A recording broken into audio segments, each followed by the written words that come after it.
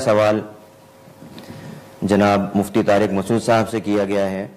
برطانیہ سے آصف صاحب کا یہ سوال ہے کہ اگر فجر کی نماز روزانہ قضا پڑھی جائے تو کیا حکم ہے؟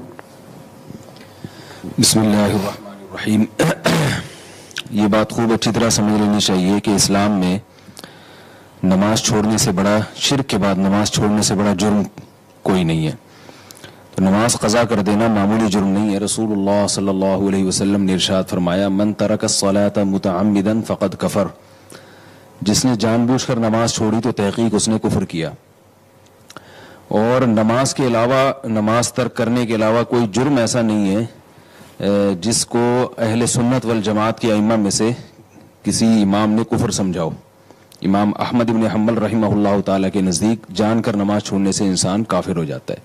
تو کوئی بھی جرم ایسا نہیں ہے جو کرنے سے آپ کافر ہو جاتے ہو، لیکن نماز ایک ایسا جرم ہے نماز چھوڑنا کہ امام احمد بن حنبل رحمہ اللہ کے نزدیک کافر ہو جاتا ہے انسان، اگرچہ جمہور کا یہ مذہب نہیں ہے۔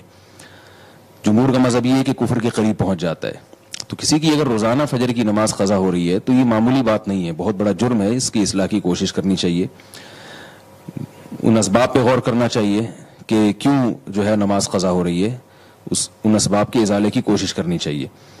اگر اٹھنے کا کوئی انتظام ہی نہیں ہے تو الارم والی گھڑی کا استعمال کیا جائے، کوئی بھی ایسا طریقہ ہو، بہرحال یہ کوئی ایسی معمولی چیز نہیں ہے۔ اور جب تک اصلاح نہیں ہوتی تو نبی صلی اللہ علیہ وسلم نے فرمایا، من نام عن صلاۃ، کہ جو بھی نماز نیند کی وجہ سے رہ جائے یا بھولے سے رہ جائے تو جیسے ہی یاد آئے اسی وقت اس کو پڑھنا ضروری ہے۔